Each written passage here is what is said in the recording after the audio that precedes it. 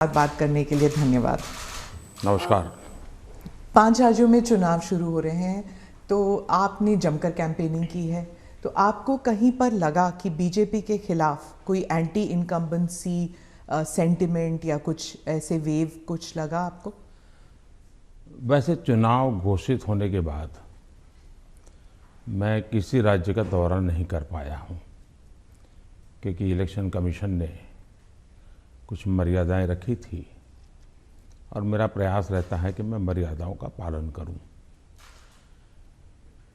लेकिन वर्चुअली मुझे बीच बीच में कार्यकर्ताओं से बातचीत करने का अवसर मिला है।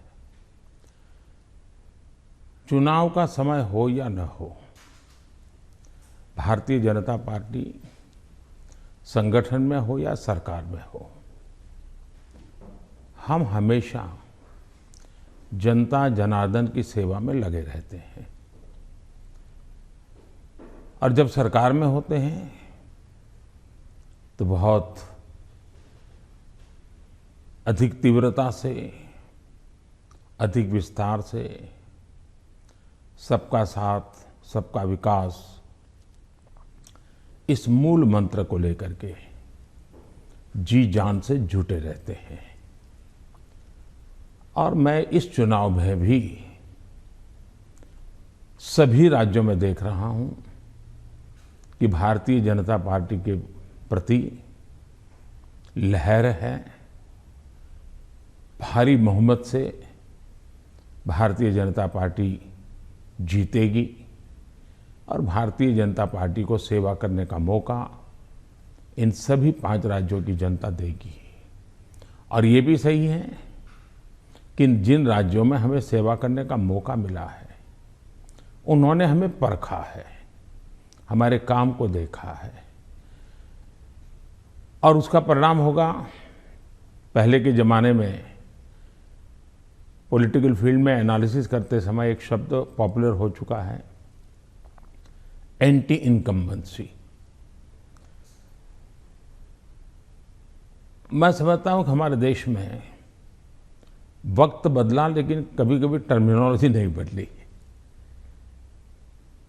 और ये कारण ये है कि पहले जो सरकारें चलती थी वो फाइलों पे हस्ताक्षर करना, मनमर्जी के लोगों की फाइल को प्रायोरिटी देना, योजनाएं चुनाव को केंद्र में रख के घोषित करना और कभी कभी जाकर के फीते काट के चले आना, शिलान्यास करके चले आना। डिलीवरी के तरफ कभी योगदान उनका ध्यान नहीं रहता था।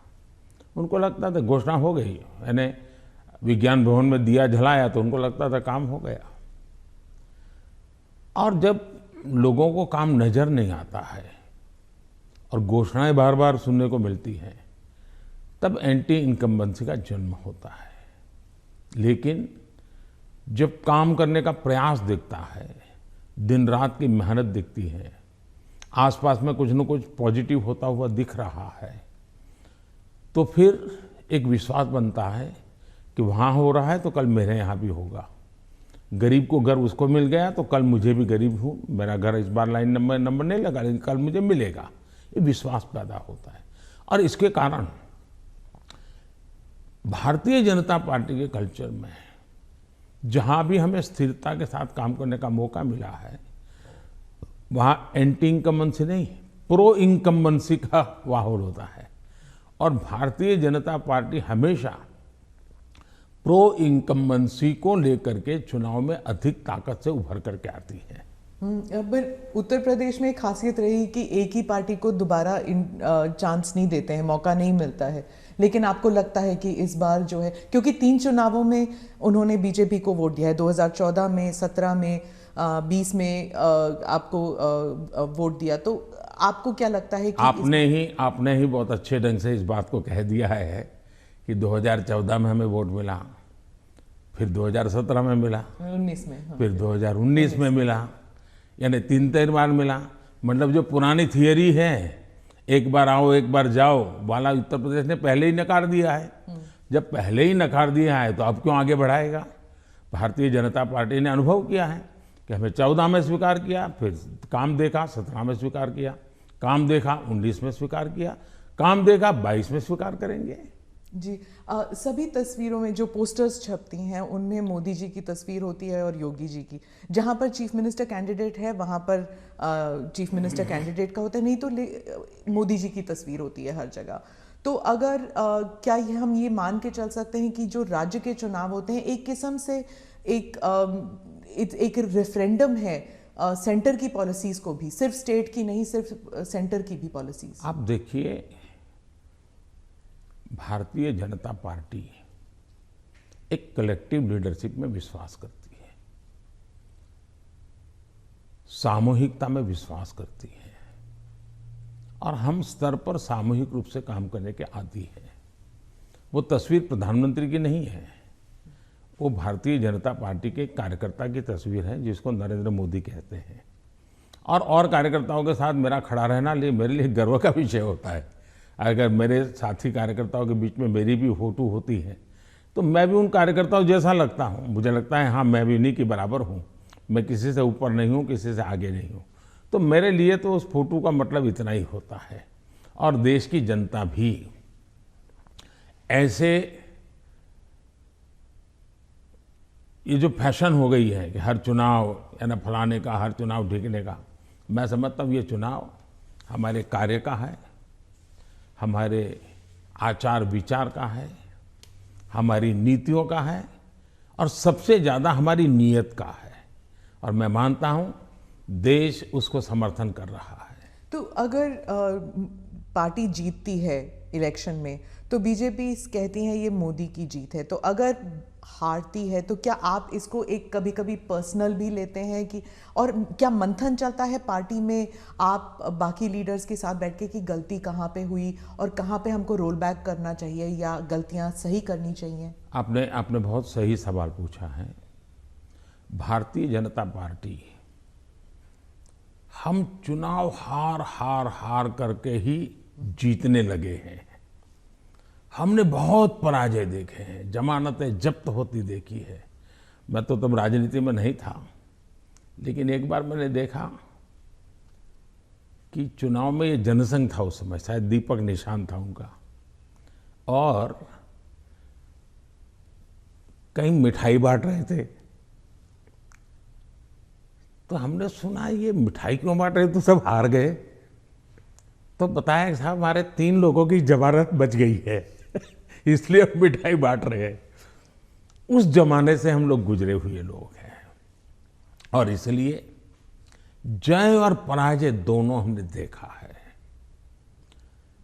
हम जब विजयी होते हैं तो हमारी कोशिश ये है कि हम ज़्यादा से ज़्यादा जमीन से जुड़े, जमीन के साथ जितना गहरा नाता बनता जाए हम बनाएं।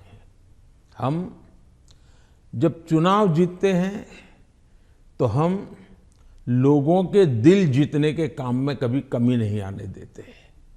हमारे लिए हर पल, हर दिन, हर योजना, हर काम जनता जनार्दन के दिलों को जीतना, और दिल तब जीते जाते हैं जब उनको समाधान होता है, संतोष होता है। तो हम हमारी शक्ति उसी में लगाते हैं, और हम बहुत कॉन्शियसली प्रयास करते हैं कि जीत हमारे सर पे न चढ़ जाए, हमारे दिमाग में वो सवार न हो जाए, और इसलिए हम धरती पर रहते हैं। जहाँ तक पराजय का सवाल है, हम पराजय में भी आशा को खोजते रहते हैं। हम निराशा में डूब करके इसने किया, उसने किया, इसको वो ये करो, डिकना करो, फलाना करो, इस चक्कर में नहीं पड़ते। हम सोचते हैं कि सामने वाले की रणनीति क्या थी, उसके तौर तरीके क्या थे, वो लोगों को गुमराह करने में क्यों सफल हुआ, हमारी बात को हम कैसे पहुंचाएंगे। हम औरों का भी अभ्यास करते हैं, हमारा भी अभ्यास करते हैं, हम स्थितियों का भी अभ्यास करते हैं, हम उस प्रकार के योजनाओं का भी अभ्यास करते हैं, और फिर हम आगे की रणनीति बनाते हैं। हम हर चुनाव से सीखते हैं, चुनाव जय का हो या चुनाव पराजय का हो। हमारे लिए चुनाव एक प्रकार से ओपन यूनिवर्सिटी है, जिसमें हम नए रिक्रूटमेंट के लिए अवसर भी मिलता है, और अपने आप को तराशने का भी अवसर मिलता है। तो हम चुनाव को एक प्रकार से हमारा एजुकेशन का पीरियड मानते हैं। आप योजनाओं की बात कर रहे थे। अखिलेश जी कहते हैं कि उत्तर प्रदेश में कोई योजनाएं आपकी नहीं थी, माने नहीं बीजेपी की नहीं थी, वो उनकी अपनी योजनाएं हैं। आप अपना अपनी जामा पहनाते हैं और आप अपनी उपलब्धि बताते हैं उसे। मुझे बहुत आनंद होता है जब ये सुनता हूं। तो योगी जी की इतनी मेहनत और इतनी सफल योजना, उसको साकार करना और उसको कभी कोई एनकैश करने के लिए इधर उधर की बातें करता है, तो मैं उसमें से एक अर्थ ये निकालता हूं कि योगी जी की ये योजना इतनी अद्भुत है, असंभव को उन्होंने संभव करके दिया है, तभी जाकर के विरोधी भी उसको कैश करने के लिए मैदान में उतर पड़े हैं। वरना विरोधी विरोध करता, कैश करने के लिए मैदान में उतरा है, मतलब योजना अच्छी है, योजना सफल है और सफल तरीके से समय सीमा में उसको पूरा किया है। और एक प्रकार से मैं इसको योगी जी की क्रेडिट मानता हूँ। दूसरा विषय है, हमारे देश में एक कल्चर चला कि राजनेता और सरकारों का काम क्या, हर चीज पे हाथ डाल देना, बोलते रहना, ये करेंगे वो करेंगे, ये करेंगे वो करेंगे, कभी इसके में, और कोई चीज दुनिया में उन्होंने छोड़ी नहीं है।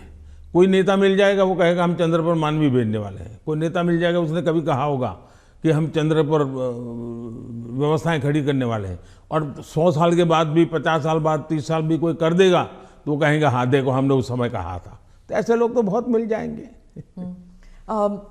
आपने क्राइम फ्री उत्तर प्रदेश का जिक्र किया है अपने भाषणों में, पार्लियामेंट में भी आप कर रहे थे। आपने कहा कि समाजवादी पार्टी जो है वो दंगाइयों की पार्टी है, आपने, और योगी जी ने कहा कि गुंडे हैं उस पार्टी में। तो क्या आप, और समाजवादी पार्टी कहती है कि उनकी खामियां हैं और इसलिए वो हम पर एलिगेशंस करते हैं। क्या आप ये आप कैटेगोरिकली कह सकते हैं कि यूपी जो है वो क्राइम फ्री की तरफ बढ़ रही है और ये हो सकता है, संभव है? पहली बात है कि जब लोग उत्तर प्रदेश में सुरक्षा के विषय की चर्चा करते हैं तो वहाँ के सामान्य मानवी के मन में पिछली सरकारों में जो उन्होंने मुसीबतें झेली है, जिस प्रकार से गुंडा राज चलता था, जिस प्रकार से माफिया की इच्छा के अनुसार ही सरकार के बाबुओं को काम करने के लिए मजबूर होना पड़ता था, जिस प्रकार से इस प्रकार के दबांग लोगों को सरकार में एक प्रकार से प्रतिष्ठा थी, आश्रय था, ये सारी चीजें उत्तर प्रदेश ने बड़े निकट से देखा है। बहन बेटी घर के बाहर नहीं निकल पाती थी, ये उत्तर प्रदेश ने देखा है। आज उत्तर प्रदेश की बेटी कह रही है कि मैं शाम को अंधेरा होने के बाद भी अगर कहीं काम है तो जा सकती हूँ। ये जो विश्वास पैदा हुआ है वो मैं समझता हूँ सुरक्षा के लिए बहुत जरूरी है। और ये तब हुआ है, उत्तर प्रदेश में एक समय था गुंडे जो चाहे वो कर सकते थे। आज स्थिति ये है कि उनको हाथ जोड़ के कहना पड़ता है कि यहाँ बाहर मुझे रहना नहीं है, या तो मुझे जेल में ही रखो ताकि वहाँ थोड़ी बहुत तो मेरी जिंदगी बच जाएगी, क्योंकि मेरे पाप, और हर कोई सरेंडर कर रहा है। बहुत से लोग हो सकता है सही रास्ते पर भी आ जाएंगे, जब देखेंगे कि भाई अच्छे रास्ते से भी जीवन जिया जा सकता है तो हो सकता है अच्छे रास्ते पर आ जाएंगे। लेकिन योगी जी ने सुरक्षा को प्राथमिकता दी है, कोई कॉम्प्रोमाइज नहीं किया है। कुछ लोगों को उसके कारण तकलीफ हो रही क्योंकि उनका कारोबार वही था। आज खास करके माताओं बहनों को जो सुरक्षा मिली है ये बहुत ही महत्वपूर्ण है। अब आप देखिए इतना बड़ा कुंभ का मेला हुआ, यानी हमारे देश में हुए कुंभ के मेलों में सबसे बड़ा कुंभ का मेला योगी जी के कालखंड में हुआ। करोड़ों की तादाद में लोग आए, कोई कानून व्यवस्था की समस्या नहीं हुई, कहीं चोरी की भी खबरें नहीं आई, जेब कतरे की खबर नहीं आई। ये किसी भी समाज को संतोष देने वाला विषय है, ये गौरव करने वाला विषय है। और हिंदुस्तान में अगर सुरक्षा को प्राथमिकता दी जाए तो बुरा क्या है? नहीं, बुरा नहीं। जैसे सुरक्षा की बात चल रही है तो वो कहते हैं कि वहाँ पर एक जुडिशल प्रोसेस नहीं है, ठोकों की राजनीति चलती है। अगर योगी सरकार ने डिसाइड कर लिया कि फलां जो है वो गुंडा है या उसका कारोबार जो है उसमें कोई डाउट है तो उसको जेल में डाल दो, मतलब एक जुडिशल प्रोसेस नहीं है, वो कहते हैं। देखिए, हिंदुस्तान की जुडिशरी वाइब्रेंट है, हिंदुस्तान की जुडिशरी बहुत ही सक्रिय है और कभी कभी तो प्रोएक्टिव है।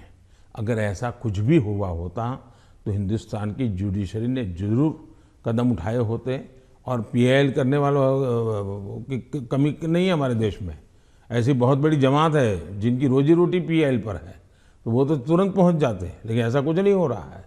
मतलब वो न्यायिक प्रक्रिया के आधार पर काम करते हैं। पर जैसे जैसे लखीमपुर खेरी का इंसिडेंट हुआ था और वो टेनी अभी भी जो हैं वो he still an important person BJP के लिए, तो ऐसे कई इंसिडेंट्स हैं उसको लेकर जो वहाँ पर जो समाजवादी पार्टी है it has been successful in saying कि अगर कोई बीजेपी के साथ है तो वह वाइट वॉश हो जाते हैं उनके सारे क्राइम्स। मैं यही तो कह रहा हूँ कि सुप्रीम कोर्ट जो कमेटी बनाना चाहती थी, राज्य सरकार ने सहमति दी। सुप्रीम कोर्ट जिस जज के नेतृत्व में तपास करना चाहती थी, राज्य सरकार ने सहमति दी। राज्य सरकार ट्रांसपेरेंसी से काम कर रही है, तभी तो सुप्रीम कोर्ट की इच्छा के अनुसार सारे निर्णय करती है। आप डबल इंजन सरकार के बारे में काफ़ी बारी कह चुके हैं अपने स्पीचेस में। डबल इंजन सरकार से आप विश्वास जगाना चाहते हैं इलेक्टोरेट में कि विकास जल्दी हो जाएगा अगर दोनों तरफ, मतलब सेंटर में भी और स्टेट में भी बीजेपी की सरकार रहेगी।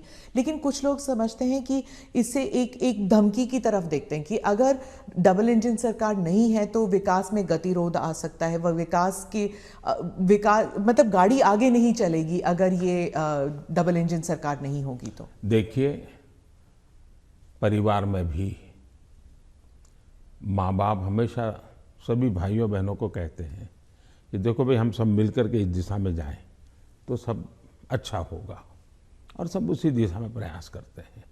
कोई एक दूसरे के विपरीत नहीं करता है। इतना बड़ा देश है, अगर हम एक दूसरे से विपरीत करेंगे तो हमारे संसाधनों नष्ट हो जाएंगे, हमारे देश की भलाई करने की गति रुक जाएगी। और इसलिए देश के लिए बहुत आवश्यक है कि लोगों के कल्याण के काम हम मिल बैठ के करें और ज़्यादा तेजी से करें। और उसमें भी अगर हम राजनीति करने जाएंगे, मेरा राज्य है, मैं मेरी मर्जी से करूंगा, ऐसा करेंगे तो कितना नुकसान होता है। मैं एक योजना बताता हूँ। अब जैसे आयुष्मान भारत योजना, आयुष्मान भारत योजना गरीब जो बीमारी में है उसको 5 लाख रुपए तक बीमारी में स्वस्थ होने के लिए सहायता करता है। भारत सरकार करती है, पैसे भारत सरकार दे रही है। राज्यों को तो लेना है, देना कुछ नहीं है। कुछ राज्यों में अपनी अपनी योजनाएं हैं, हमें कोई इससे इतराज भी नहीं है। हम नहीं कहते कि योजना बंद करो, लेकिन इससे फायदा ये होता है कि मान लीजिए उत्तर प्रदेश का कोई नागरिक है और केरल गया हुआ है और वहाँ उसको कुछ हो गया, तो ये योजना ऐसी है कि केरल में भी उसको ट्रीटमेंट मिलेगी। उसको उत्तर प्रदेश में ही बीमार होगा तो लाभ होगा ऐसा नहीं, केरल में मिला। इसका मतलब कि आयुष्मान भारत योजना से जोड़ना, मतलब दोनों इंजन जुड़ जाएंगे तो गरीबों को लाभ होगा कि नहीं होगा। लेकिन कुछ राज्य ऐसे हैं जिनको लगता है नहीं, हम आयुष्मान भारत से नहीं जोड़ेंगे। दिल्ली में क्या ऐसी सरकार है। अब दिल्ली का नागरिक हिंदुस्तान के किसी कोने में जाएगा और वहां कुछ हुआ तो उसको वो लाभ नहीं मिलेगा। अब क्या कारण है कि इसका विरोध किया जा रहा है?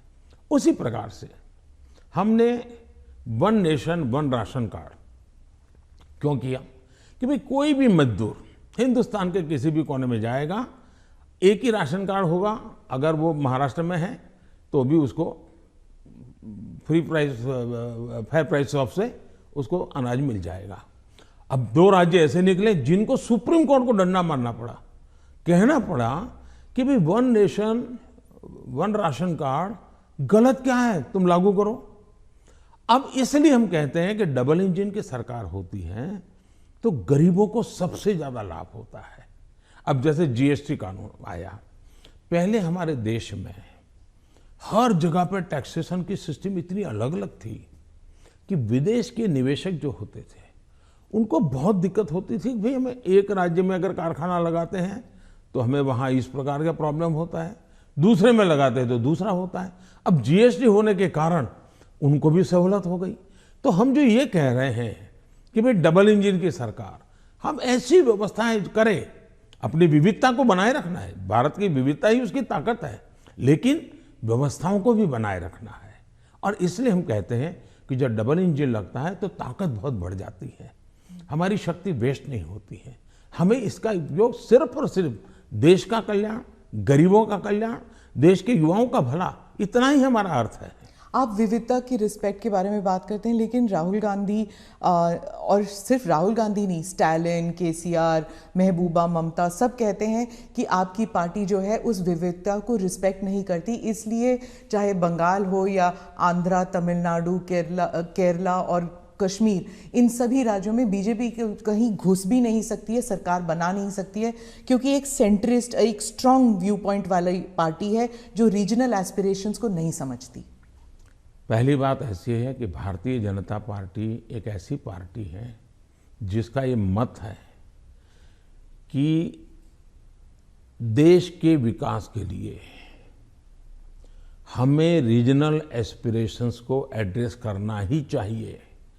और देश में मैं पहला मुख्यमंत्री हूं जो इतने लंबे समय तक राज्य का मुख्यमंत्री रह करके आया हूं, और इसलिए राज्य के एस्पिरेशंस क्या होते हैं, राज्य की आवश्यकताएं क्या होती हैं, इसका मुझे भली भांति समझ है। और इसी के कारण हम हिंदुस्तान के सभी राज्यों की भला, अब देखिए मैं दुनिया के मेहमान आते हैं तो पहले उनको दिल्ली में ही आना और जाना हो जाता था, मैं ऐसा नहीं करता हूँ। आप ट्रंप को ले गए गुजरात? मैं उनको अलग अलग जगह पर, मैं चाइना के राष्ट्रपति को ले गया तमिलनाडु, मैं फ्रांस के राष्ट्रपति को ले गया उत्तर प्रदेश, मैं जर्मन चांसलर को ले गया कर्नाटका, और तब तो कांग्रेस की सरकार थी। किसकी सरकार? इस देश की शक्ति को उभारना, इस देश के हर राज्य को प्रोत्साहन मिलना, यही हमारा काम होता है। अब यूएन में जाकर मैं तमिल भाषा में कोट करता हूँ तो दुनिया को गर्व होता है कि भारत के पास दुनिया की सबसे पुरानी भाषा है, पहले कोई बोलता ही नहीं था। और इसलिए तो मैं हर एक को साथ लेकर के चलने का प्रयास करता हूँ, और मैं मानता हूँ वही रास्ता है। हम विविधता में एकता के दर्शन करते हैं, लेकिन आज दुर्भाग्य से कुछ नेता अपने निजी स्वार्थ के लिए विविधता को एक दूसरे के साथ विरोध के लिए सीड्स के रूप में उपयोग कर रहे हैं। ये बहुत बड़ा दुर्भाग्य है। हमें विविधता में से एकता को पनपाना है। तो आप कह रहे हैं इससे अलगाववाद बढ़ेगा? पिछले 50 साल का अनुभव यही है, उन्होंने यही किया है, हर चीज पे देश को बांटो, राज करो, और उसी में से अलगाव पैदा होता है। लेकिन भारत का चरित्र ये नहीं है, भारत के नागरिकों का चरित्र ये नहीं है। आप इसको एक do you see it as a threat कि अगर इसे अभी नहीं रोका जाएगा तो सेपरेटिस्ट एलिमेंट्स आ जाते हैं कि जैसे अगर कश्मीर का अलग बात है, नॉर्थ ईस्ट की बात अलग है, लेकिन अगर आप द्रविड़ मूवमेंट को देख लेंगे या कहीं और राज्य में देख लेंगे, अगर रीजनल एस्पिरेशंस को बढ़ाया जाता है तो क्या एक यूनिटी फैक्टर में कोई देखिए हमने दरार पड़ सकता है? मैं बताता हूँ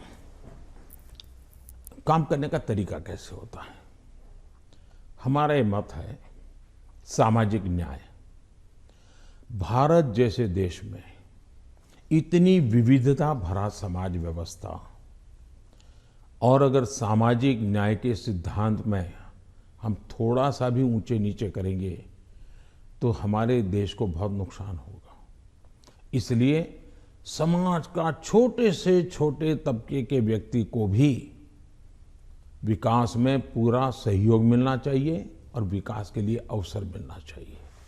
जैसे समाज के अंदर सामाजिक न्याय की आवश्यकता है, वैसे ही राष्ट्र में भी कोई एक इलाका बहुत आगे बढ़ जाए और कोई इलाका पीछे रह जाए तो कभी भी देश का भला नहीं होगा।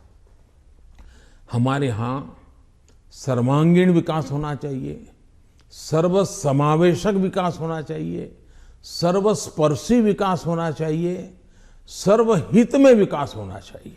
और इसलिए हम एक विषय लेकर के आए जिसमें भी मैं देख रहा हूं कि सभी राज्य हमारे साथ मिलकर के कंधे से कंधा मिलाकर के काम कर रहे हैं। एक राज्य नहीं कर रहा है, ये दुर्भाग्य है, बाकी सब राज्य कर रहे हैं। क्या है, हमने देखा कि हिंदुस्तान में 100 से थोड़े ज़्यादा कुछ जिले ऐसे हैं कि जो राज्य की एवरेज से भी बहुत पीछे हैं। हर प्रकार से वहाँ का धन तो सब राज्य जिलों को समान मिलता है, तो ऐसा क्यों होता है? गवर्नेंस के प्रॉब्लम, योजनाओं का अमलीकरण नहीं। हमने ऐसे जिलों को एस्पिरेशनल जिलों के रूप में आइडेंटिफाई किया और राज्य सरकारों की सहमति से किया। करीब 110-115 जिले हैं और उस पर हमने स्पेशल फोकस किया। मैं खुद जिलों से बात करता हूँ, उन जिलों में कल्याणकारी योजनाएं ज़्यादा से ज़्यादा पहुँचे। मैं राज्य सरकारों को प्रार्थना करता हूँ कि वहाँ यंग अफसरों को लगाइए, IAS अफसरों को, प्रमोटेड अफसरों को या रिटायर्ड एज वाले लोगों को वहाँ मत भेजिए, यंग लोगों को लगाइए।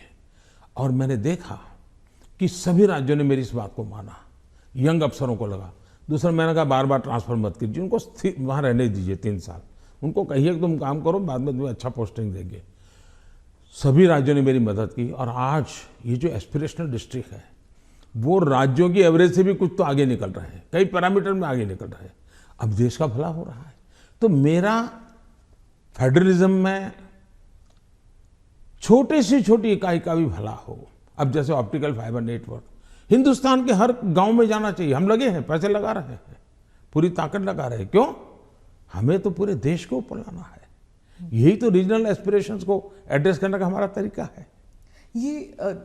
ये बात चलती है कि ये मोदी दी एडमिनिस्ट्रेटर है। अब अगर आप मोदी द पॉलिटिशियन के बारे में बात करूं तो जो पोलराइजेशन हमारे सोसाइटी में है वो हर इलेक्शन में उभर कर आती है, जाति के नाम पर हो या धर्म के नाम पर हो। कोई ना कोई किस्सा ज़रूर हो जाता है इलेक्शन से पहले। तो मोदी दी एडमिनिस्ट्रेटर आपने बता दिया आपने क्या क्या किया है, मोदी द पॉलिटिशियन नहीं कर पाया है अभी तक। पहली बात है कि भारतीय जनता पार्टी, उसका मंत्र है सबका साथ, सबका विकास, सबका विश्वास और सबका प्रयास। हमने हमारे इन सिद्धांतों को कभी बदला नहीं है। आपने मेरे मुंह से सैकड़ों बार इसको सुना होगा और मैं तो देख रहा हूं इन दिनों दुनिया के देश भी मेरे इस वाक्य का अपनी भाषा में ट्रांसलेशन करके सुनाते हैं कि मोदी इन सिद्धांतों पे काम करते हैं। और इसलिए हम मानते हैं कि सबका साथ यही हमारा मंत्र रहा, हम करते हैं। समाज व्यवस्था तो है ही है, इसको तो कोई नकार नहीं सकता है। लेकिन हैरानी तब होती है जब मैं देख रहा हूं मीडिया में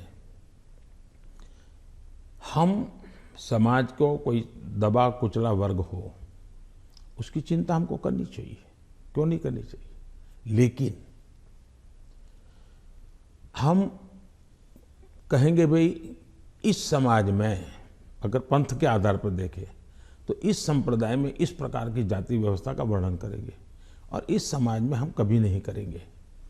क्या वहाँ भी समाज के और वर्गों में जातियाँ नहीं हैं, ऊंच नीच नहीं है, वहाँ पर बैकवर्ड नहीं। अब जैसे मेरे यहाँ गुजरात में मुस्लिम संप्रदाय में मैं समझता हूँ कि 70 जातियाँ ऐसी हैं जो ओबीसी हैं और मेरे गुजरात में जब मैं था उनको ओबीसी की कैटेगरी में बेनिफिट मिलता था। लेकिन कभी मैं मीडिया में नहीं देख रहा हूँ कि भाई वहाँ कितने ओबीसी को टिकट मिला, वहाँ कितने पिछड़ों को टिकट मिला, कुछ नहीं। तो ये इस प्रकार की राजनीति कौन करते हैं जी? क्या इसे बाहर आना चाहिए कि नहीं आना चाहिए? हम टिकट देंगे तो भी जाति के आधार पर बंटवारा शुरू कर देते हैं, ये इसी भाषा में वर्णन करते हैं। किस जाति का कितना वोट मिलेगा ये भी कह रहे हैं। हम ये सारी भाषा को बदलना चाहिए और इसलिए सबका साथ सबका विकास हम उसी मंत्र को लेकर के चलना चाहते हैं, ताकि हमारा मत है कि देश की एकता देश को आगे ले जाने के लिए बहुत आवश्यक है। पर जो अल्पसंख्यक हैं वो दरार में गिर जाते हैं, वो जो फिशर्स होते हैं उनमें गिर जाते हैं। जो वो आपने तो कई सारे उदाहरण दे दिए जहां पर वो जैसे आपने कहा कि कार्ड यहाँ पर भी इस्तेमाल हो सकता है, वहाँ पर भी इस्तेमाल हो सकता है, बहुत सारी योजनाएं हैं। लेकिन जब ऐसे पोलराइजेशन की जो किस्से हो जाते हैं तब क्या होता है, मीडिया में भी आ जाता है, और जब मीडिया में आता है minorities are not safe in India, international media में भी आ जाता है। जो पूंजी निवेश करना चाहता है बाहर बैठ के, वो सोचता है यहाँ पॉलिटिकल अनरेस्ट है, मैं क्यों यहाँ पर पैसे लगाऊं। तो एक आज विश्व में भारत ने अपनी एक अच्छी पहचान भी बनाई है, और वो मीडिया की ताकत से भी आगे निकल गई है। अब जहाँ तक मीडिया का सवाल है, वो क्यों ऐसा करते हैं, किसके कारण करते हैं, किसके लिए करते हैं, किसके कहने से करते हैं, किसके दबाव में करते हैं, ऐसे विषयों पर मेरा टिप्पणी करना उचित नहीं है। लेकिन मेरा इतनी समझ जरूर है कि मीडिया वर्ल्ड में भी एक बहुत बड़ा कंपटीशन है। उनको भी टिकने के लिए, अपने व्यापारिक हितों के लिए भी बहुत जिद्दोजहद करनी पड़ रही है। वो भी एक एलिमेंट है मीडिया की, कुछ मजबूरियां भी हैं उनकी। इस सब के बावजूद भी हमारी बात दुनिया में पहुंची है, इन्हीं लोगों के माध्यम से पहुंची है, क्योंकि अच्छे लोग भी हैं, नहीं है ऐसा नहीं है। जहां तक विदेश का मीडिया का कुछ सवाल है, दुनिया में मैंने देखा है कि कोई ही देश होगा, रेयर एक्सेप्शन, मैं भारत की बात नहीं कर रहा हूं, मैं बाहर की बात कर रहा हूं, कि जहां का मीडिया अपने देश के हितों के खिलाफ कुछ करता हो। कभी नहीं करते। तो कभी कभी ये मीडिया हाउस भी उनके देश के हितों के लिए भी, देशों के बीच की जो स्पर्धा होती है, तो एक लाइन ड्रॉ करते हैं। तो उनकी एक अपनी दुनिया है, चलने दीजिए। लेकिन आप देखिए क्या कारण है कि आज सबसे ज़्यादा एफडीआई है भारत में। क्या कारण है? सबसे ज़्यादा एफआईआई है। क्या कारण है इतना निवेश आ रहा है? क्या कारण है कि जब आयुष्मान कोरोना आया, दुनिया के 150 के करीब देश भारत की दवाई के लिए, मुझे लगातार हिंदुस्तान, दुनिया के मैक्सिमम लोगों ने मुझ पर टेलीफोन करके दवाइयाँ मांगी होगी। तो भारत की प्रतिष्ठा है तभी तो कर रहे हैं। और इसलिए ये जो हम 24 घंटे हेडलाइन के भरोसे राजनीति करते हैं, उनकी मजबूरियां होगी। मैं तो दुनिया के लोगों के सामने सत्य लेकर के जाता हूं, सच्चाई पहुंचा के रहता हूं, और दुनिया को भारत की तरफ आकर्षित कर रहा हूं। और पीएलआई इसके अभी हम लाए, कितना बड़ा रिस्पांस मिल रहा है जी, कितना समर्थन मिल रहा है। समाजवाद के बारे में आपने कहा कि जो समाजवादी पार्टी है ये फेक सोशलिस्ट हैं, नकली सोशलिस्ट हैं। तो समाजवादी है कौन फिर उत्तर प्रदेश में? क्योंकि अर्थशास्त्री कहते हैं कि बीजेपी जो है वो पहले इकोनॉमिक पॉलिसीज में राइटिस्ट थी, फिर वो सेंट्रिस्ट हो गई, अब वही समाजवाद बन गए हैं। पहली बात है, भारतीय जनता पार्टी जनसंघ के जमाने से हमारी आर्थिक सिद्धांतों की चर्चा आप सुनोगे तो यही रही है कि हम देश की जनता पे भरोसा करते हैं, देश की जनता के सामर्थ्य पर भरोसा करते हैं। सरकार की नीतियां उनको अवसर देने वाली होनी चाहिए, और हम वो नीतियां बना रहे हैं कि उनको सबसे ज़्यादा अवसर मिले। दूसरी बात है, हमारा मत है, government has no business to do a business. अब ये कहाँ समाजवाद के साथ बैठता है? ये तो समाजवाद के खिलाफ है।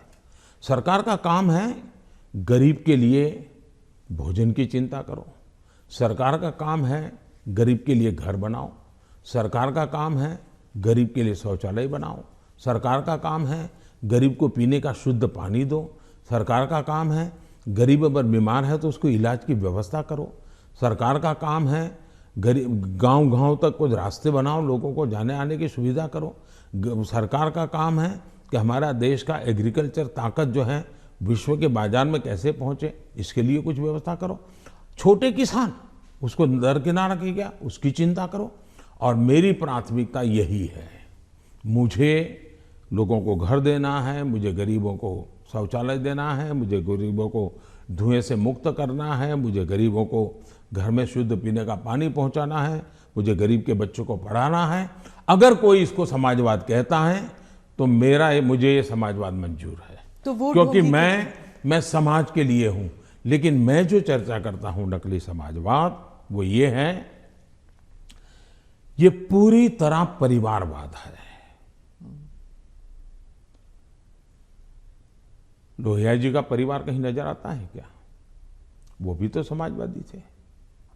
जॉर्ज फर्नांडिस का परिवार नजर आता है क्या? वो भी समाजवाद थे। नीतीश बाबू हमारे साथ काम कर रहे हैं, वो भी तो समाजवादी हैं। परिवार कहीं नजर आता है क्या? ये समाजवादी लोग हैं।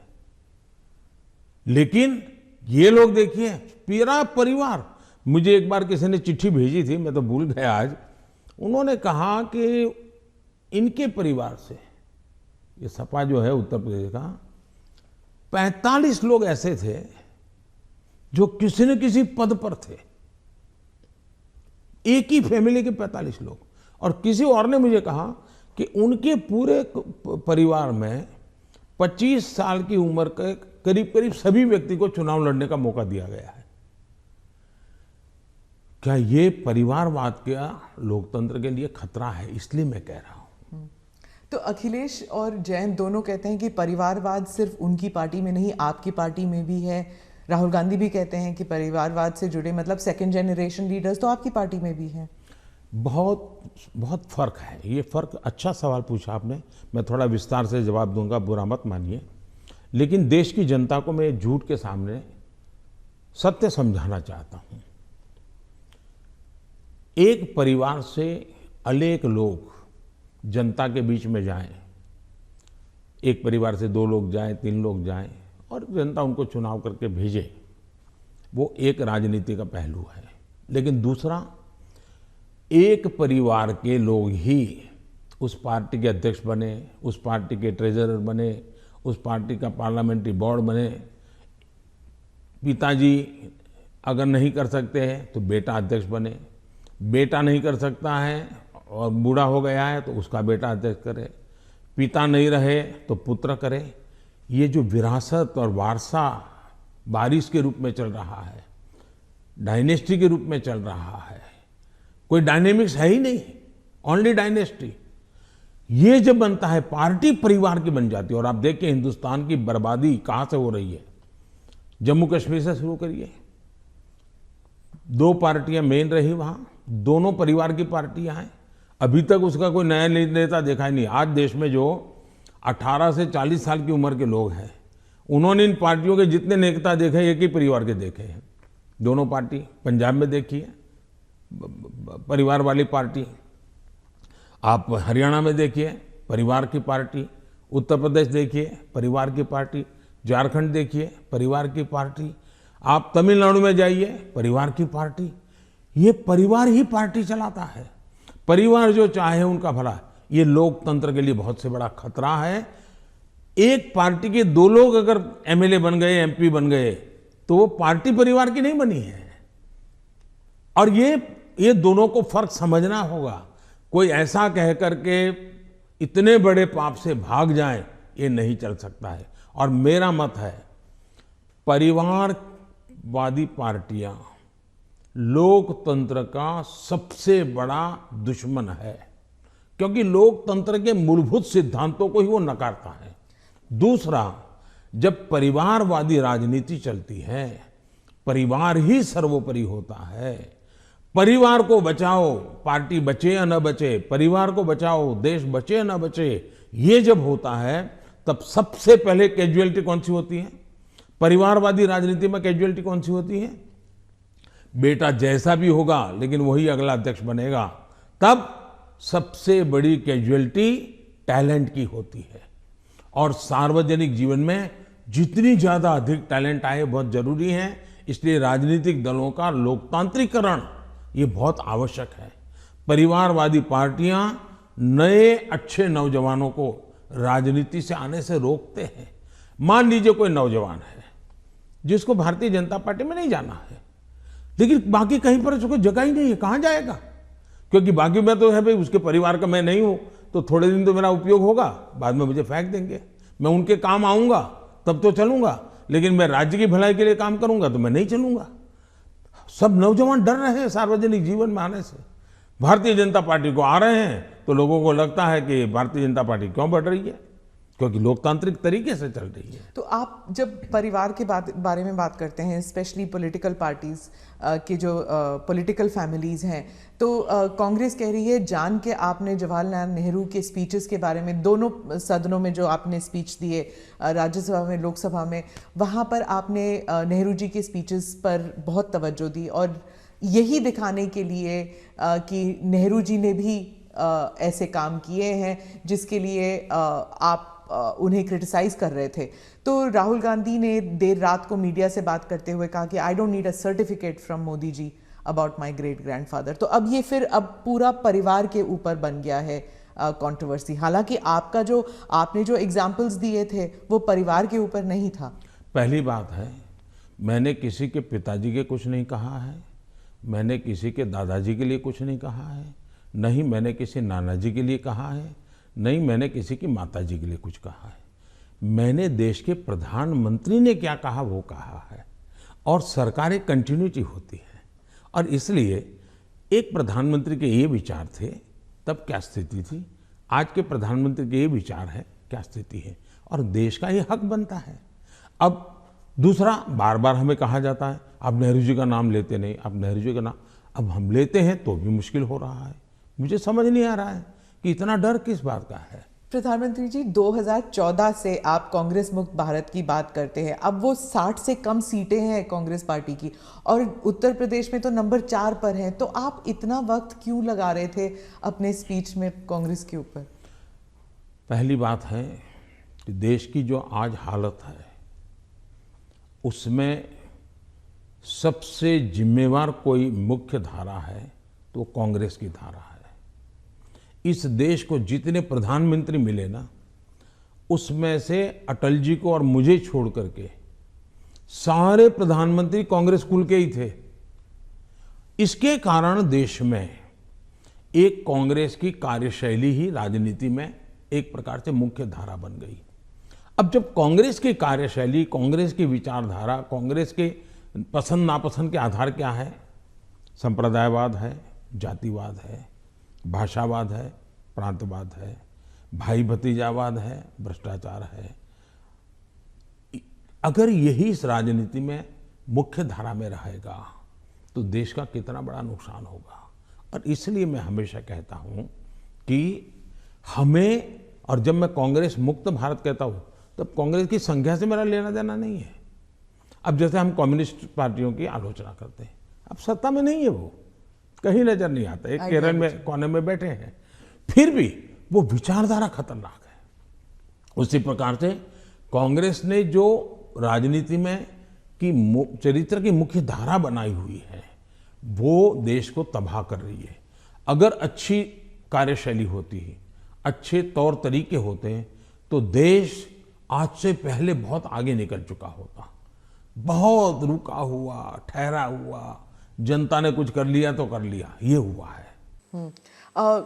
उत्तर प्रदेश पे ही वापस आती हूँ। वहाँ पर जो ऑप्टिक्स की बात कर रही हूँ, जो पहले चरण में जो चुनाव होने वाले हैं, ऑप्टिक्स में ऐसे लग रहा है जैसे 2 युवा नेता हैं, अखिलेश और जयंत, और दूसरी तरफ बहुत ही पावरफुल योगी जी और मोदी जी, जो सरकारी मशीनरी का दुरुपयोग कर रही है, कह रहे हैं, और उनके साथ है ईडी, उनके साथ है जुडिशरी, उनके साथ है मीडिया।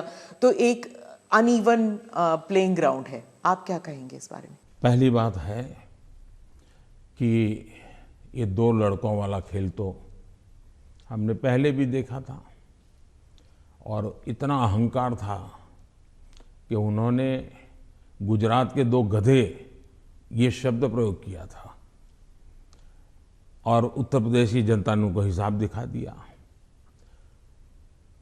और एक बार तो 2 लड़के भी थे और एक बुआ जी भी उनके साथ थी, फिर भी उनके हाल नहीं बना, क्योंकि उत्तर प्रदेश इस प्रकार के जोड़ से अगर किसी को 25 साल पर मताधिकार मिलता है, मान लो 25 साल पर चुनाव लड़ने का हक मिलता है, मान लीजिए, मताधिकार तो 18 साल में मिल जाता है, लेकिन 25 साल पर उसको चुनाव, लेकिन कोई पिताजी ऐसा कहे कि देखो मेरा ये बेटा है वो 10 साल का है, ये बेटा है 15 साल का, दोनों 25 के हो गए, उनको चुनाव लड़ने दो, तो कोई लड़ने देगा क्या? तो इस प्रकार के मेलजोल से चलता है क्या? नहीं, पर जो उनका आरोप है कि लेवल प्लेइंग फील्ड नहीं है क्योंकि बीजेपी सरकारी मशीनरी और इदारों का इस्तेमाल करती है, ईडी का, और टैक्स रेड्स होते हैं कैंडिडेट्स पर, उनके रिश्तेदारों पर, आप क्या कहेंगे? हिंदुस्तान में भ्रष्टाचार ये दिमक की तरह देश को परेशान कर रहा है कि नहीं कर रहा है? ऐसे लोगों के खिलाफ हर जनता ने हर बार आवाज उठाई कि नहीं उठाई है? अगर मैं कुछ न करूं तो जनता मुझे माफ करेगी क्या? जहां से भी सरकार को जानकारी मिलेगी, सरकार ने कदम उठाना चाहिए कि नहीं उठाना चाहिए? और कदम उठाने के बाद अगर देश के खजाने में अरबों खरबों रुपये आ रहे हैं तो मेरी तारीफ होनी चाहिए। अच्छा, चुनाव के समय हिंदुस्तान में हर बार चुनाव चलता रहता है भाई, तो सरकार काम करना बंद कर दे क्या? चुनाव आप एक बार तय कर लीजिए भाई, 5 साल में एक बार ही चुनाव होगा, सब मिलकर के चुनाव लड़ेंगे, सभी राज्यों के साथ होंगे, केंद्र का साथ में होगा, सारा खर्चा भी बच जाएगा, तो फिर कभी ईडी भी नहीं दिखाई देगा, सीबीआई भी नहीं दिखाई देगा। अब क्या करे? वो तो सरकारी दफ्तर है, वो अपने अपने तरीके से काम करते हैं, वो स्वतंत्र तरीके से काम करते हैं, चुनाव बीच में आ जाता है, करेंगे क्या? वो तो अपने टाइम टेबल से चलते रहते हैं, जहां से उनको जानकारी मिलती है अपना करते हैं, सरकार का उसमें कोई रोल भी नहीं होता है। ये पहला चुनाव है किसान कानून वापस लेने के बाद चुनाव। जब आपने देश के नाम संदेश किया तो उस टाइम आपने कहा कि ये चुनाव से संबंधित डिसीजन नहीं था, आपने पूरे उस प्रक्रिया के बारे में बताया, लेकिन आपके समर्थक भी कह रहे थे that there was so much of personal capital, प्रधानमंत्री जी शायद कन्विंस नहीं कर पाए किसानों को कि ये देश हित में है, किसानों के हित में है, और उसकी वजह से आपके समर्थन भी जो हैं वो डिसअपॉइंट हो गए थे। तो क्या आप इसको एक व्यक्तिगत रूप में आप इसको एक हार मानते हैं?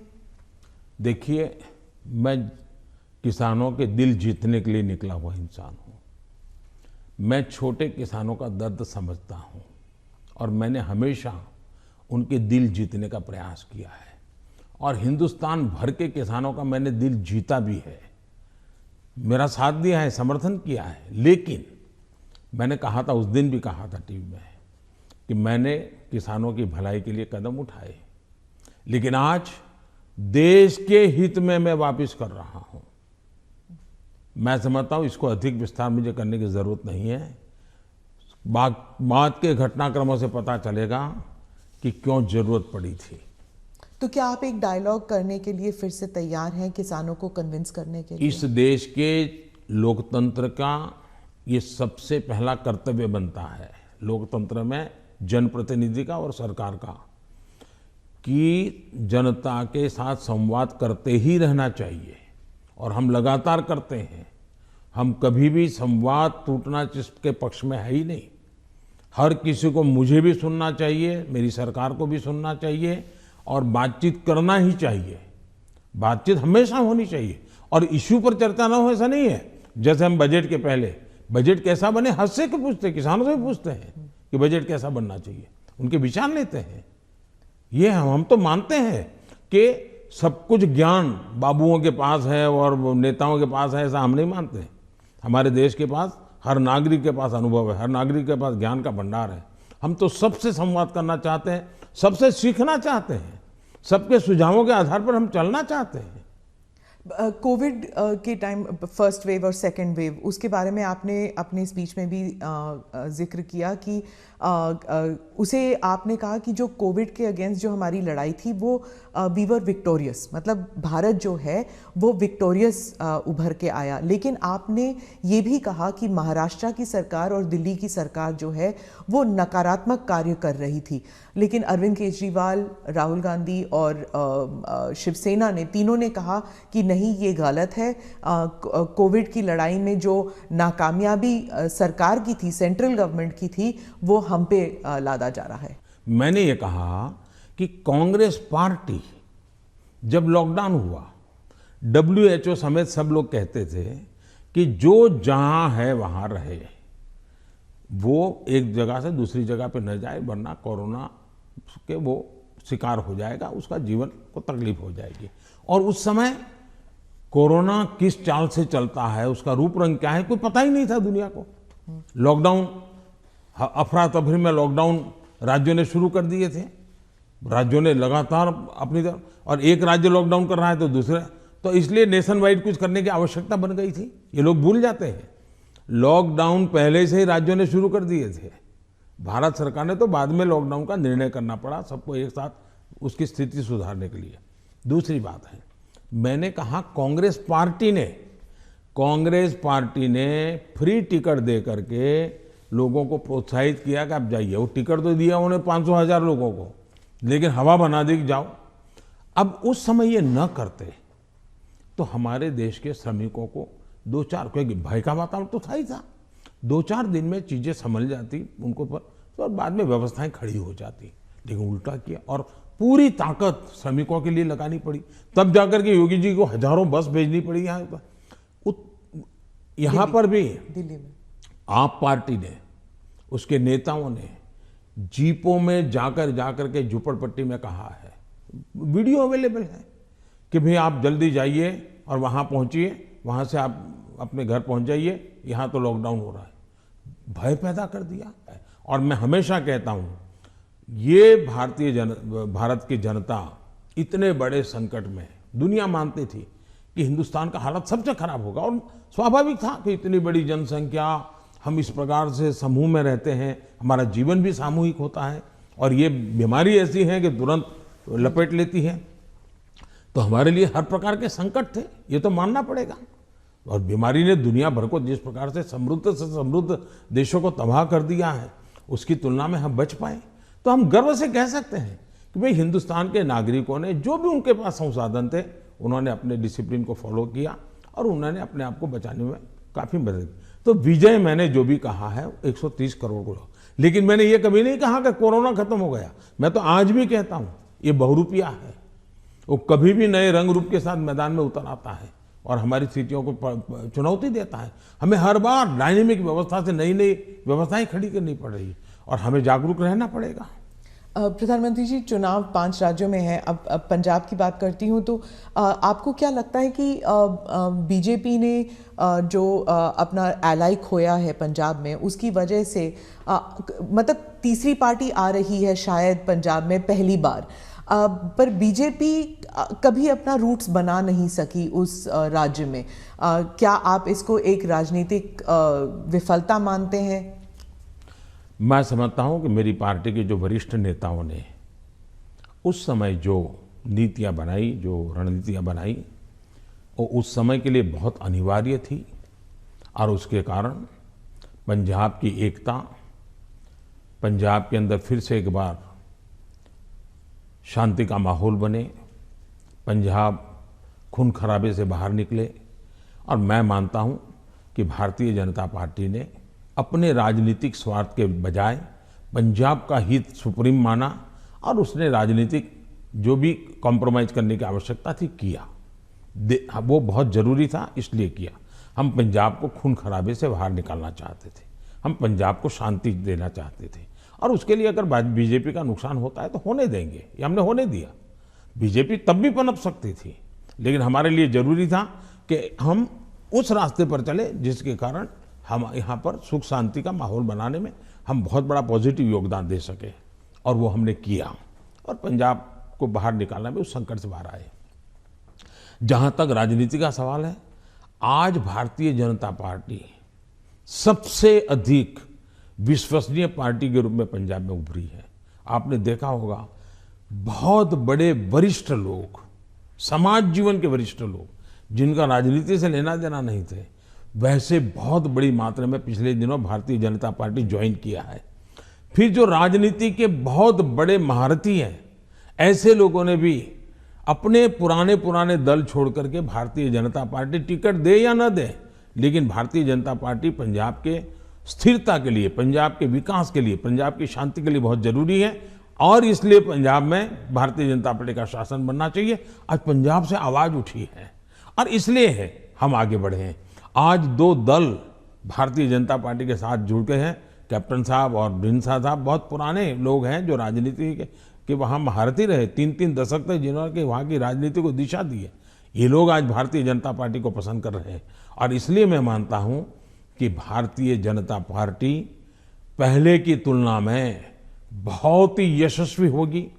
पंजाब के लोगों के जो एस्पिरेशंस, कई कारणों से हमने भी शायद कॉम्प्रोमाइज कर करके अपनी पार्टी का नुकसान किया, हो सकता है कुछ लोगों का भी हुआ होगा, लेकिन अब जब हम खुल करके आए हैं तो उनका भी हौसला बुलंद हो गया। जो लोग दबे हुए रहे थे वो भी खुल करके हमारे साथ आए हैं।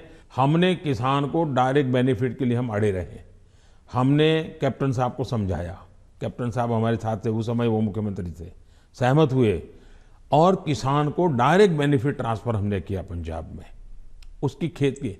तो मैं 1000 से ज़्यादा वीडियो निकली है, 1000 से ज़्यादा सोशल मीडिया में, एक मिनट की वीडियो में देख रहा था, मैंने भी कभी 10-12 तो देखी होगी। किसान कह रहा है कि मेरा खेत तो उतना ही है, मेरी फसल वही है जो मेरे 20-25-30 साल से हम कर रहे हैं, पैदावार भी उतनी है, लेकिन मेरे घर में इतने रुपये पहले कभी नहीं आए जितने मोदी जी की सरकार ने डायरेक्ट बेनिफिट ट्रांसफर का निर्णय किया और किसान को जो माल है उसका पैसा सीधा बैंक में खाते में उसके जाएगा। तो सारे बिचौलिए गए, कट जो होता था वो गया और मुझे मेरा पूरा पैसा मिला। ये छोटा किसान आज भारतीय जनता पार्टी का जय जयकार कर रहा है। जी, आप जब गए थे पंजाब तो आपका काफिला ब्रिज पे अटक गया था और आपने किसी ऑफिशियल को कहा कि आपने चीफ मिनिस्टर को कही है मैं जिंदा वापस जा रहा हूँ। बहुत सारी इन्वेस्टिगेशन भी चल रही है सिक्योरिटी को लेकर, लेकिन उस वक्त आपको कैसे महसूस हुआ था, क्योंकि आप पंजाब से पता नहीं कब से जुड़े हुए हैं? मैं इस पूरे नॉर्थ से पार्ट से मेरा बहुत निकट नाता रहा है। मैं पंजाब में बहुत रहा हूँ, मैं पंजाब की मेरा बड़ा नाता रहा है। मैं मेरी पार्टी का काम वहाँ करता था। मैं पंजाब के लोगों की जो वीरता है ना, मैंने देखी है। पंजाब के लोगों के दिल को मैं जानता हूँ। मैं आपको एक उदाहरण बताता हूँ। मैं अपनी पार्टी का काम करता था, उस समय तो ये आतंकवाद बड़ी एकदम हालत बड़ी ख़राब थी, शाम के बाद कोई निकल नहीं पाता था और मैं शायद मोगा में था या तरन तारण में था, मुझे याद नहीं है आज, और मुझे अगले स्टेशन पे जाना था, लेकिन कार्यक्रम के कारण देर हो गई। मैं और मेरे ड्राइवर दो ही थे, हम निकले और दुर्भाग्य से हमारी गाड़ी खराब हो गई रास्ते में। तो हम कोशिश कर रहे थे लेकिन गाड़ी चल नहीं रही थी। तो उस समय एक पुरानी एम्बेसडर मेरे पास थी, धक्के भी लगाए, कोशिश की। तो खेत में 2-3 लोग थे, सरदार थे, वो दौड़ते हुए आए, उन्होंने भी धक्के लगाने में मदद की, लेकिन गाड़ी नहीं चली। फिर हमने कहा भाई नज़दीक से हमें कोई मैकेनिक मिलेगा कि नहीं मिलेगा। तो साहब यहाँ तो अभी तो कोई मिलेगा नहीं, बहुत दूर दूर है। फिर उन्होंने मुझे कहा कि देखो भाई, तुम्हें बुरा न लगे तो एक बात करो। मैंने कहा क्या? बोले तुम गाड़ी यहाँ छोड़ दो, तुम और तुम्हारा ड्राइवर खेत में हमारे साथ चलो, हमारी वहाँ झोपड़ी है, वहीं खाना खा लो और रात को रुक जाओ। सरदार परिवार, जिस प्रकार से उन्होंने मुझे संभाला, उन्होंने कहा भाई कुछ भी हो तुम सुबह जाना, अब यहीं रुक जाओ। बाद में उनको पता चला मैं तो भाजपा का कार्यकर्ता हूँ। वो कहा ठीक है भाई, तुम भाजपा के हो, कुछ भी हो, तुम आज रात मेरे यहाँ रुको। मैं हैरान हूँ जी, खेत में उन्होंने अपनी जो छोटी सी जगह होती है उसमें रखा, मेरा खान पान की व्यवस्था की और सुबह उनका बेटा जाकर के एक मैकेनिक को ले आया, गाड़ी ठीक की। और मैंने पंजाब का ये दिल देखा है जी, इन सरदारों के भावों को जानता हूँ मैं इतने। और मेरे तो गुजरात में, मेरे कच्छ में अंदर इतने मेरे परिवार हैं सरदार। मैंने जब लखपत में गुरुद्वारा का भूकंप में नुकसान हुआ था, मैं वहाँ गया देखने के लिए, मुझे बड़ा दर्द हुआ। तो मैं ऐसे ऐसे कारीगरों को लाया राजस्थान वगैरह बाहर से कि वैसा ही मुझे गुरुद्वारा बना के दो जो गुरु नानक देव जी के जहाँ चरण पड़े थे, बनाया दोबारा। आज कच्छ के अंदर जो हमारे सरदार परिवार हैं, बहुत बड़ी मात्रा में है, खेती करते हैं, जब वो इसका बात का वर्णन, उनकी आंखों में से आंसू आ जाता है जी। और मैं अभी कुछ दिन पहले भी एक वर्चुअल मीटिंग में मैंने उस गुरुद्वारा में सबसे बात की, मेरा इतना लगाव रहा है जी। आपने देखा होगा, एक किताब है पढ़ने जैसी है सरकार की, शायद अंग्रेजों के ज़माने में जो भी सिख कौम के लिए नहीं हुआ है, अंग्रेजों के ज़माने में, कांग्रेस के ज़माने में तो हुआ ही नहीं है।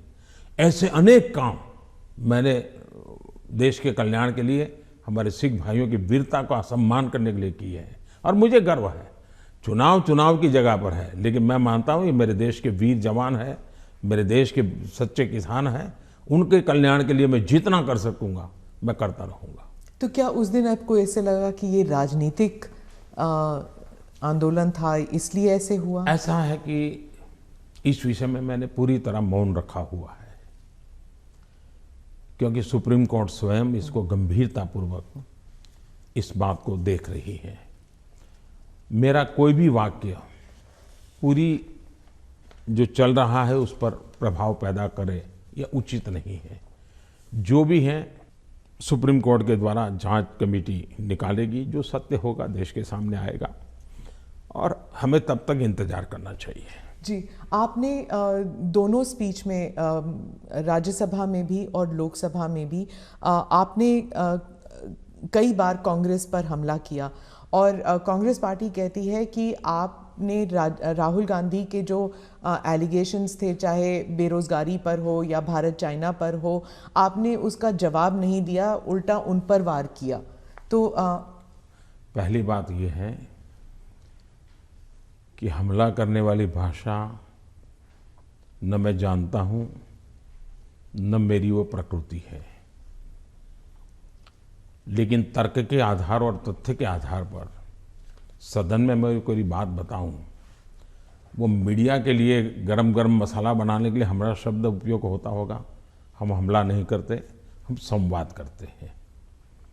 वाद विवाद भी होता है, टोका टाकी भी होती है, और वो विषय मैं बहुत हंसते हुए इसको स्वीकार करता हूँ। मैं इसके कारण मुझे कोई नाराजगी नहीं होती, और मैंने हर विषय के तथ्य दिए हैं, हर विषय को तथ्यों के आधार पर बात की है। कुछ विषयों पर सदन में हमारे विदेश मंत्रालय ने विस्तार से कहा है, कुछ विषयों पर हमारे रक्षा मंत्रालय ने विस्तार से कहा हुआ है, और कुछ विषयों पर जरूरी जहाँ था वहाँ मैंने भी कहा है। और इसलिए इस प्रकार से जो सुनते ही नहीं है, जो सदन में बैठते ही नहीं है, अब उनकी कमेंट पर मैं जवाब क्या दूंगा? आपने कहा कि आपने मन बना लिया है, 100 साल आप पावर में नहीं आना चाहते, तो मैंने भी मन बना लिया। आपने क्या मन बनाया? हमने मन बना लिया है कि अब राष्ट्र को हम उस बुराइयों की तरफ जाने नहीं देंगे। हम देश में जनहित के लिए जीने वाले, जनहित के लिए जूझने वाले, जनता जनार्दन के सपनों को पूरा करने वाली व्यवस्थाओं को ही बनाएंगे, उसी को बढ़ाएंगे, उसी को चलाएंगे, जरूरत पड़ेगी तो उसको साथ देंगे। यही हमारा रहेगा रास्ता। हम जो देश को तबाही के रास्ते पर ले जाने वाले जितने तरीके हैं वो नहीं आने देंगे। ANI के साथ बात करने के लिए धन्यवाद। बहुत बहुत धन्यवाद।